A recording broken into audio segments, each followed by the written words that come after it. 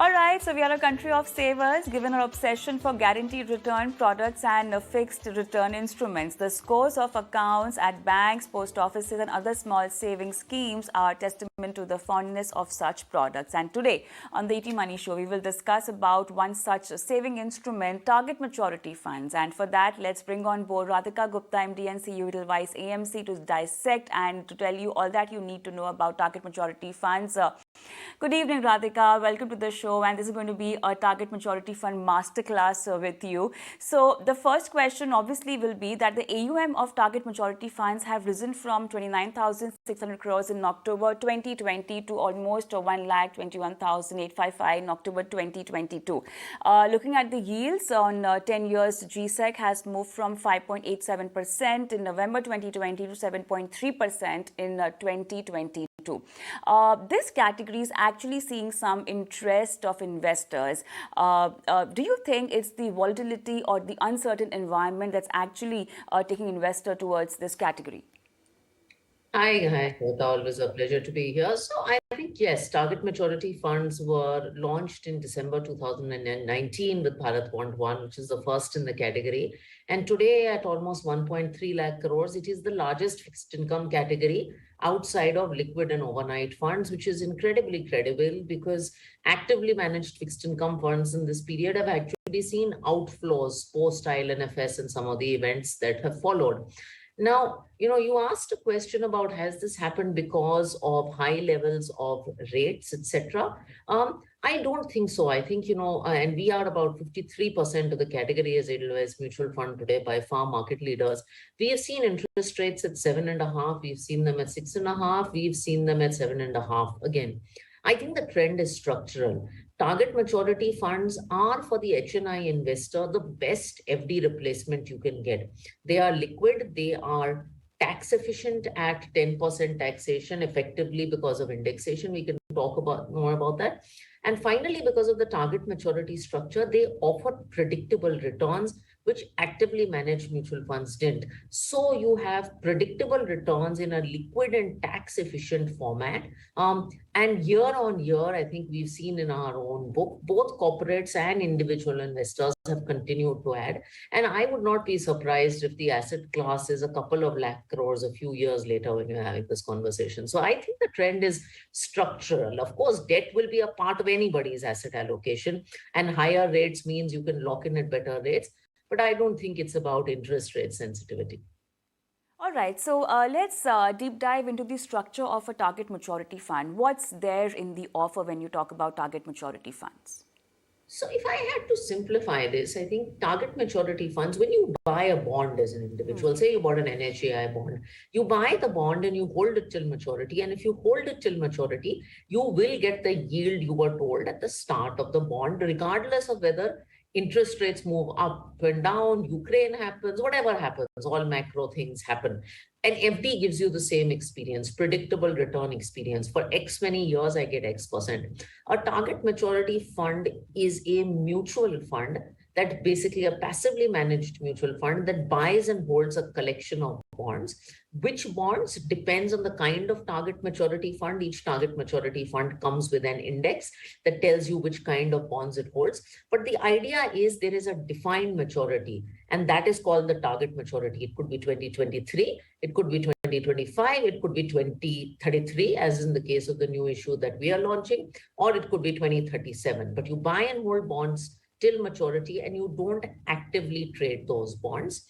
The universe of bonds of target maturity funds today is either GSEC, so lending to the government, state development loans, so lending to states, which is also sovereign equivalent because they are guaranteed by RBI, or lending to AAA PSUs, so really your Navratnas, Maharatnas, as in the case of Bharat Bond. So I think in doing this, the structure combines credit stability because of the kind of quality of borrowers and predictability of return.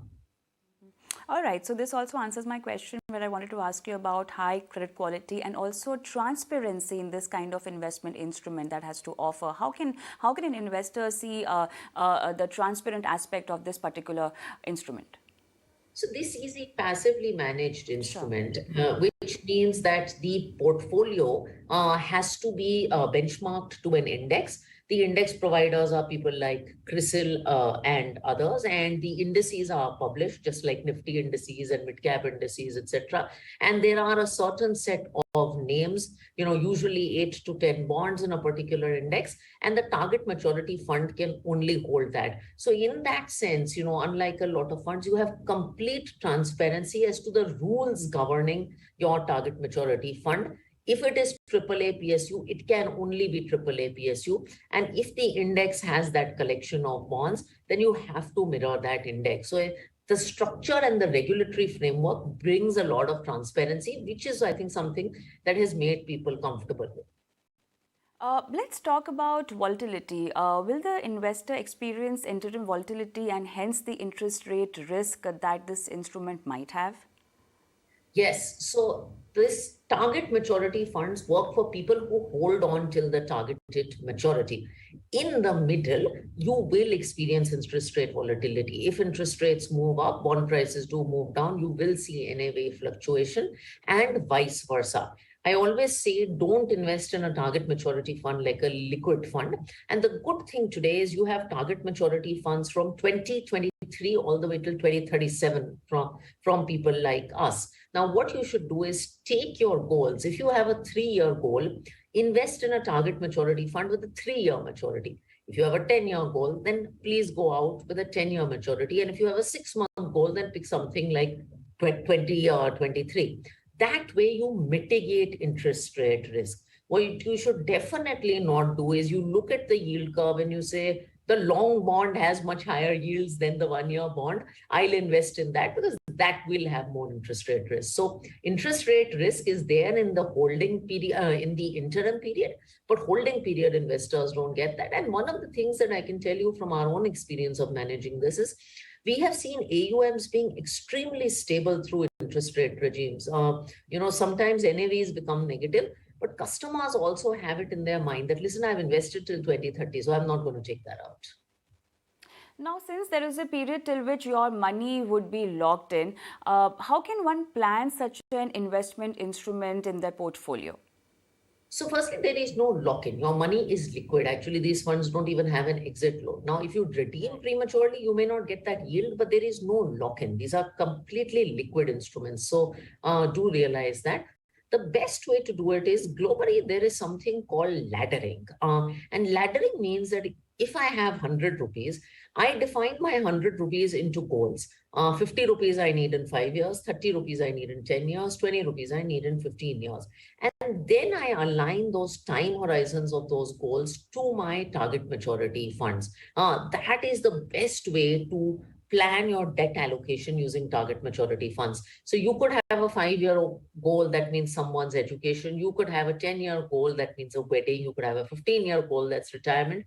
And you basically define and bucket your money and match it to the target maturity fund. Let's talk about tax implication. What are the tax benefits that an investor can get? So this has the same structure as debt mutual funds, which is indexation. Now, indexation, what does that mean? If my target maturity fund is yielding, say, 7%, the current rate of inflation you can assume as 5%. That first 5% you don't pay tax on. So the balance 2%, 7 minus 5, 2%, you pay 20% tax on, which is about 40 basis points. 40 basis points on 7%. That's less than a 10% rate of taxation. In comparison, if you had invested in an FD that had earned 7%, you would have been paying a marginal rate of tax that's in excess of 30%.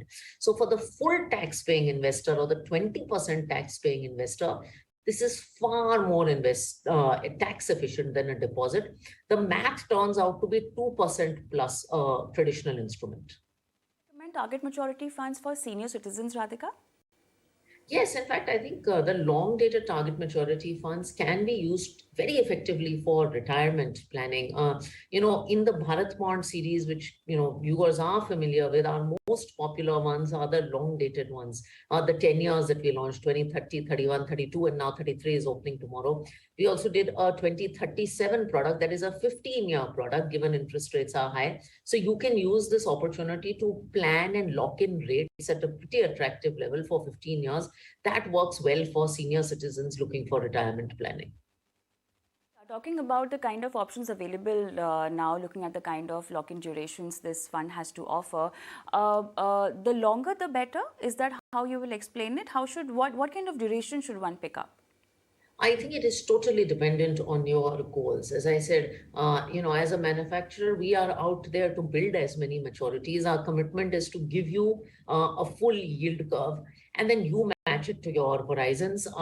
Obviously, today with the elevated interest rates, if you ask us, I think the 5 to 10 year point on the curve offers some very exciting opportunities. But really, I think it is individual and goal specific. The only thing is, if you're investing long dated, it's great to lock in that money, but remember it is a long dated allocation. Talking about the fourth series of Bharat Bond ETF that's launching tomorrow, give us the details, please. Yeah, so fourth series, 3 series already done, 50,000 crores of Bharat Bond, and Bharat Bond 2033, which is a 10-year product, opens for subscription tomorrow. People keep asking me what's changed. The real answer is nothing has changed. It's the same product, AAA, PSU, target maturity structure, same indexation, 2033. And I think the responses to all our past 3 launches have been fantastic. So the approach is why not try to fix something that's not broken? But it opens tomorrow. So all the first-time investor who might want to buy this coming up tomorrow, what is the exact process? How do you go about it? You just have to get in touch with the broker and just buy this. It's like a normal purchase? So there are 2 variants that always come up. Let me just explain that. There is an ETF that you can buy through your broker if you have a demat account. Also, for those who don't want to do this via a demat account, there is a fund of funds vehicle. It's just a mutual fund that invests in the ETF. So if you prefer that format, then you can talk to your mutual fund advisor. And of course, reach out to our team if there are any questions. All right, so these are the nitty-gritties of Target Maturity Fund with the 4th series of Bharat Bond ETF launching tomorrow. Thank you so much, Radhika, for being on the show and explaining all the details to our viewers. Thank you.